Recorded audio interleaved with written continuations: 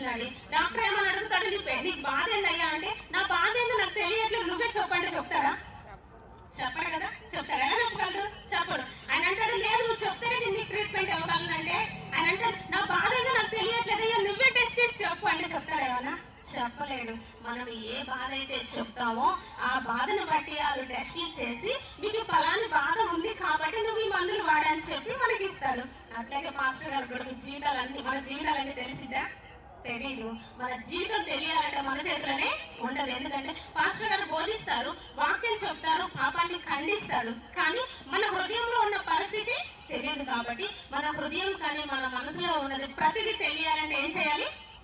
ఖచ్చితంగా వాక్యం చదవాలి. ఎప్పుడైతే మనం వాక్యం చదివితేనే మన మైండ్ అనే డస్ట్బిన్ లో ఉన్న ప్రతి ఒక్కటి కూడా మనకి ఏమైంది అర్థంలాగా కనిపించేసింది. ఇప్పుడు మీ చూసుకుంటారా లేదా? అసలు నేను చూసుకొని కొంచెం ఇంకా పోలేదు అంటే ఏం చేస్తారు? ఒక క్లాత్ పెట్టో తడి పెట్టో తుడుస్తూ ఉంటారు, అంతేనా? తుడుస్తూ ఉంటారు. మరి అర్థమైతే మీకు ఎలా మీ మొహం మీద ఉన్నది చూయించిందో మన హృదయము మన మనసు యొక్క స్థితిని చూయించాలంటే ఏమైందని ఖచ్చితంగా వాక్యాన్ని చదివినప్పుడే మన హృదయం అనే పరిస్థితిని తెలియజేసింది.